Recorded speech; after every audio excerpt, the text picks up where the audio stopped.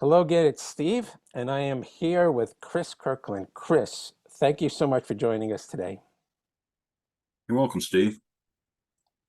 Nice As to you be here. know, I'm sorry? Nice to be here. Yes, Nice. indeed. Yes, indeed. As you know, I've asked you to speak to us a bit and appear on our Gallery of Freedom Fighters. And the question I'd like to start off asking is, tell me what freedom means to you and why it's so important. Well, fortunately, we live in probably the freest country in the world, and I think a lot of folks take that for granted. Freedom to me, fortunately, I've had I guess, the ability to travel around the world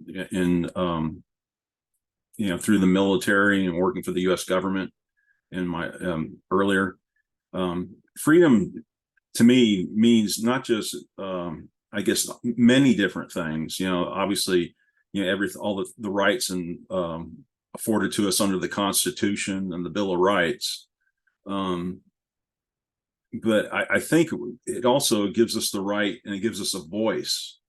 It should give us a voice to when we see something wrong or it's going wrong, the ability to stand up and call it out. That's what's missing in other parts of the world. That's the one thing that we have here in the United States that I see, is the ability to kind of stand up and push back, when we see something that's wrong. You don't get that in other parts of the world. If you go to other parts of the world, the regimes will squash you. So, but we're starting to see that ugly face here in the United States. I think everybody can see that over the last couple of years and what we're up against. It's starting to rear its ugly head here. So, but we still have that ability to stand up, and as long as we can stand and push back, I'm happy to be counted in that group. Have you always been part of that group, or is this new to you to stand up for what's right? No, I think it's always been part of my DNA. It's been something that it's always been part of me. I come from a long history, I guess, a family that's always been patriotic in that regard. Going back for our family has been fortunate, and we've served in every major conflict in the United States, going back to its revolutionary days. So I kind of stand, in that regard, as a true patriot. And so I think it's something that's been inherent and it's been drilled into me since I was a kid. Like a lot of folks, I was raised, with mother and father. I went to church. I was in Boy Scouts. I played sports. We slept. We said the Pledge of Allegiance.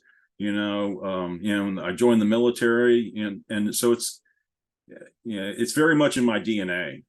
I guess you could say. So it's something that's part of me. Do you consider your parents to have been your teachers? Absolutely, absolutely. Teachers, mentors, models. I mean, just on both sides. My mother and father, were both served in the service. Tell me about your time in the service. What did you learn in the service that you've carried through to this day?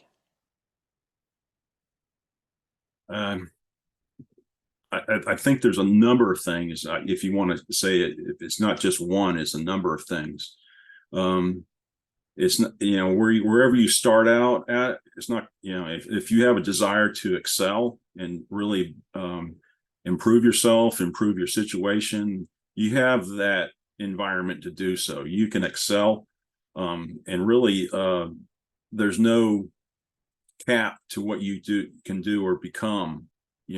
That's what I loved about the military, is that if you had a desire to really excel in it, be better than what you were when you came in, that's the perfect environment. It's kind of it's an environment where everybody's equal when they're coming in. It really is a colorblind environment. So if you tend to but it's changing. Obviously, everybody can see what's going on now with the political correctness, woke environment that's going on out there. But when I first went in, it was certainly a colorblind environment, and if you wanted to excel, there's nothing that could hold you back. And you could go as far as you wanted to go. I mean, I know friends that came in as enlisted for folks and then ended up being generals, by the end of their career. So, I was on that route myself. I was an enlisted person, and then, I'm what they call a Mustang. I was a Mustang officer. So, because somebody saw something in me, I was given and afforded the opportunity to, to kind of jump ranks, I guess you can say, and break away from the pack. So that's, I guess, what I'm alluding to is that, it's, and my background and my personality is I've always considered myself oil in the machine. I like to go and solve problems and make things a little more smoother, a little more efficient, a little more effective, be a problem solver. So that was my, my base nature. Even when I was in the service, people saw that and, kind of figured out there's a better role for me somewhere else. So your role now with regards to our fight to preserve freedom, what problems are you addressing and how are you solving them?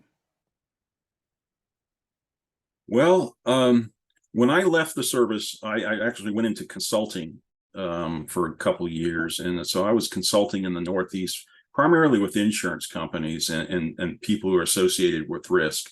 If you understand military risk is kind of inherent in their operation. Well, it's the same way on insurance. Insurance kind of deals with risk, but differently. They tend to insure risk. So my background was a process engineer. I understood a lot of different things about risk, but I was also trained as a communications network engineer. So I had a kind of a storied background. And one of the things that kind of raised its head time and time again was the risk on cybersecurity. Cybersecurity is just it's the number one crime in the world. It's not going away. It's only getting worse. And the insurance companies were trying to protect, the big companies against it by, writing policies against it. I took a different tact. After a couple of years, I decided to, instead of be on the risk side, I wanted to be on the prevention side and kind of really address some of the issues and problems and kind of fell back on my, my network engineering abilities and problem solving abilities. So I started my own business about 2016, became a cybersecurity company. We're what they call a managed security provider. So we protect basically individuals, families, and businesses and such. But that was the opportunity that I saw that was being neglected. It was the problem that I saw is that, the Fortune 500, Fortune 1000 companies, all have their IT professionals that, look out for them. But what I saw was a glaring gap was who's looking out for the little guy. Who's looking out for the person who doesn't have an IT professional, doesn't have, somebody who's, on their, employee or as an employee or, that they can call, to look out after them. So that's where I addressed, the issues and problems where I saw, and that's kind of the fight I bring is that I'm looking out for the little guy, the person who doesn't really have an IT person, doesn't have a, 24/7 tech support. And believe it or not, that's a huge pool of people. I run across them every day. It's a big pool. So tell me how your work for cybersecurity relates to our drive to protect our freedoms. What's the overlap there? Well, part of what we do also, besides the cybersecurity, we're involved also with election integrity. If you remember the 2020 election, it was a clear debacle. We got involved pretty early. Some folks on our team got involved pretty early. Were called in to do forensic work to investigate, some of the issues around the election. which they thought was definitely problematic. Our chief technology officer is a former AT&T exec, understands this back and forwards. He wrote the report for Tina Peters out in Colorado for Mesa County. He wrote the reports 1 and 2, which, the evidence is there. I mean, showing that there's, clear manipulation on the databases and changes in the databases and the log files. But the problem is that you couldn't get the evidence to be seen in court. It was a lot of folks that it's lawfare.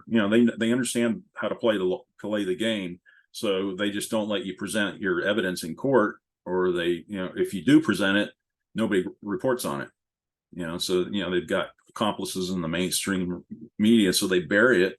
Even though the evidence has been presented, nobody brings it up and talks about it.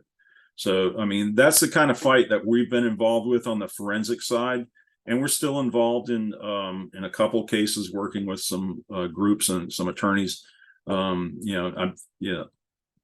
really go to the spotlight in that regard. That's something we do behind. We work with attorneys and folks, kind of behind the scenes in that regard, doing the forensic work.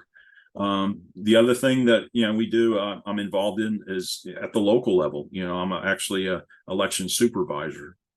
So it's I kind of subscribe to the theory, think globally but act locally. So if we can see what's going on throughout the world, but what is it you can control, and what you do within your own sphere of influence? So that's kind of where I tend to operate, is what is it that I can do that can make a change and actually impact, the things at least at the local level, so, and that's kind of have to be the mindset across the board. I think if everybody had that same mindset, what we've talked about earlier is everybody got involved, it could be a true dynamic change across, I think our the spectrum for the United States, and I think we're seeing that. I think we are seeing that. The local school boards, more people are getting involved. You do hear about it, so I'm encouraged in that regard. But it does require some courage. It does require courage. You've got to be able to stand up and push back when things are, when something's not right, or at least, hey, volunteer to work in the, at your local election, in some form or fashion. So You talk about courage. I mean, you must get a lot of flack. What gives you courage? Where do you get your strength from? What keeps you going? Well, we get threats. I mean, I've had death threats, just like anybody else that's doing this, and a lot of them are just basically unhinged. It's somebody that's so brainwashed into their philosophies and such that I just kind of shrug it off. So a lot of times it's just it really is, you kind of realize that some of these folks aren't dealing with, or they're interacting with you, aren't playing when they really truly are almost deranged in some regards. So I mean, it's not like I don't, I'm a big believer of the Second Amendment and such. So it's not like I spent 32 years in the military, so it's not like but I am precautious. I'll just say that. So, and I run a cybersecurity company, so yeah. You know how to take precautions, and you know how to be careful, and you know how to manage risk. Exactly. No, I get that. However, there's a lot of people who don't have the experience you do, who don't have the training you do, who are probably not as prepared to handle the risk. What advice or encouragement could you give them to nonetheless take a stand in some way, shape, or form? Yeah, that's a good point, Steve. I think there's obviously safety in numbers. I think if you're you feel that way, then team up with somebody like myself. Team up with somebody to go to the school board meeting. Get a group of people together. Don't go by yourself. Don't be a lone ranger. I'm not a lone ranger. I'm the name of my company is Cyber Team. I'm a group of people professionals. I'm not alone, in doing what I do. We have a team of professionals. I'm surrounded by professionals. So I would encourage anybody, that sees something, team up with other folks that are like-minded, and go at and go, if nothing else, courage is, it's contagious. It really is. I mean, it takes the one person to stand up. That one person that stands up can have a tremendous impact, on the folks that are kind of on the fence, or just kind of, and that's what it takes. Sometimes it takes one person to kind of stand up, but when you do, next thing you know, you'll have a whole bunch of people behind you backing you up. That's what I've seen personally and have experienced personally. I know that we're kind of the tip of the spear in what we do. But I've got a bunch of people supporting us. When I first started this, and doing the things that we're doing, I felt very much like the Lone Ranger in a lot of cases. I was kicked off of LinkedIn, I was kicked off of Facebook, I was kicked off of Twitter, all for all the stuff that's going on that we see right now. We're calling Joe Biden out, saying that he was bought and paid for. I said that almost 3 years ago. Over 3 years ago. I called it out, and I said he's been compromised, he's bought and owned, and for doing that, I paid the price. But you can't keep a good man down, as they say. They may have knocked me down, but I got back up. So, and I'm probably stronger because of that. So you take your punches and you just keep moving forward. That's just, I think that's probably the philosophy I've got. But if I was going to encourage somebody, don't go it alone. Get a group of people around you, surround yourselves with like-minded people, and fight the fight, but do it as, together as a team. Is that what you tell yourself when it's 12 midnight and you can't fall asleep yet and things are rolling around in your head, and maybe you were just canceled by LinkedIn, or maybe you just got a death threat or something that was disturbing? Is that what you tell yourself, 7 times down, 8 times up, or are there other messages you give yourself to give yourself some strength? Yeah, I'm not going to say, because I'm human, just like everybody else. You get discouraged. And I think I think it is, 7 times down at 8 times up.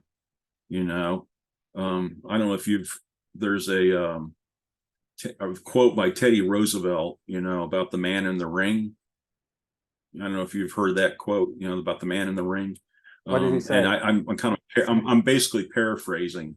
Everybody can be a critic, to point out hey, how the strong man stumbled and strong man fell.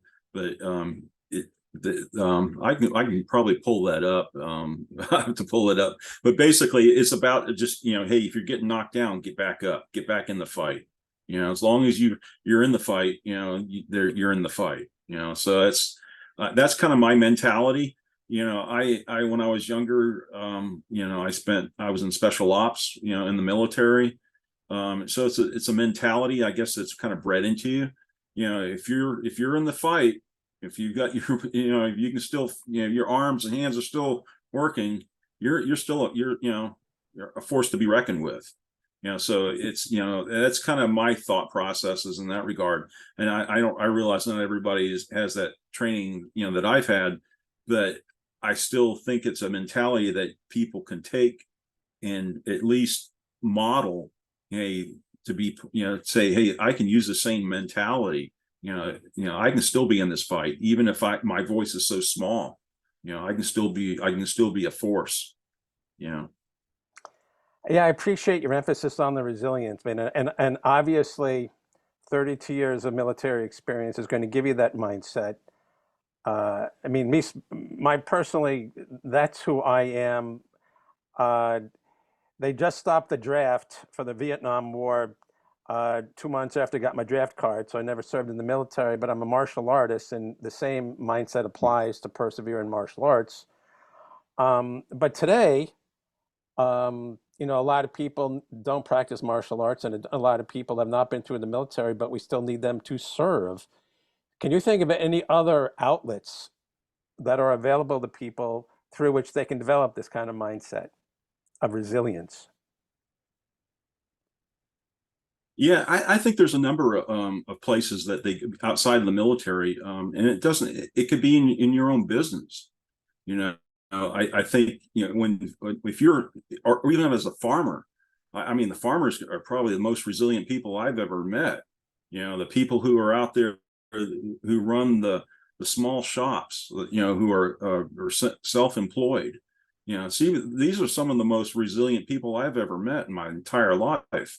Much more even than the military, because they're relying not just on, they're relying on themselves.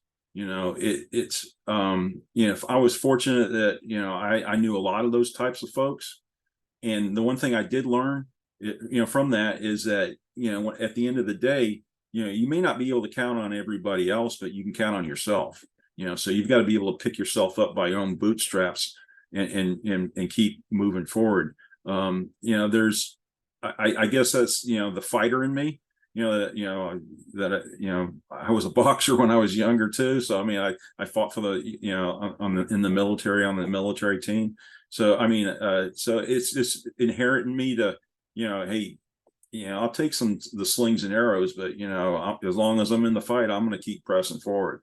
And I know I'm not alone in that. I'm in some good company. I meet them meet them all the time. So I know That's a there's a very lot of good good folks point. out there. Small business, to succeed in small business, to succeed as an entrepreneur, you need mental toughness and you need resilience. And that's probably one of the many reasons why they're trying to crush small business, because they don't want people conceiving themselves as self-made people, carving their own fate. So yeah, I think you really nailed it. And what's heartening about that is that there are a lot of people who are self-employed, who run their own business, who do have the mental skills and the resilience needed to get into the fight. They just perhaps need some direction. And I think you Mhm. mentioned the direction. I found that quote by Teddy Roosevelt. Yeah, It's not the critic who counts, not the man who points out how the strong man stumbles, or where the doer of deeds could have done them better. The credit belongs to the man who is actually in the arena. that's exactly So right. I mean, so That's exactly right. and that's yeah. So beyond, so for somebody to get off the bench and into the game, they're somewhat confident, but they need direction beyond thinking global and acting locally, and beyond um, partnering with somebody like you, beyond partners, hooking up with a group and feeling the power that's in numbers. Is there any other advice you can give somebody who's kind of itching to get into the game but just needs a little bit of encouragement? I know this may sound corny, but read, become a force of I mean, read and get some knowledge of maybe this of what's going on in the world, but also read some go through some history, the history of what's happened before and people in these situations. That's very courageous when you see pick up the books of what they struggled with during the Revolutionary War or the Civil War. The things that they had to encounter. That is absolutely. I mean, I think it provides so much insight, to the mentality. I don't think people forget. Our nation was born out of out of this struggle. So for us, we've been kind of lackadaisical in the last, I would say, probably 30, 40, 50 years. Things have become too easy for us. And I think this is kind of a wake up call for a lot of folks, that hey, something that's worthwhile is probably worth fighting for. And so I know that's kind of my thought process is that. But if you really want to learn, go back in history and learn what they what they had to do, to kind of overcome the issues and problems that they had. It'll open your eyes, and if nothing else, it gives you more courage too, and knowledge. That's a wonderful point, and it's a delicious point to end on. Know your history, know your history. So, and know the mistakes that were made, know the successes that were achieved. Avoid making the same mistakes and build on those successes. Absolutely. Chris, you have really enriched us with your perspective here, and your experience, and your advice, and you've communicated it in a ready-to-use manner. And I want to thank you for doing that. And I'm heartened because I think many people that view this interview are going to be able to have a bunch of takeaways and feel all the more encouraged to take a stand locally, in their own arena, on whatever form of tyranny they want to tackle. Thank you so much for telling your story. Thanks, Steve. I appreciate it. Thanks for having me. More than welcome.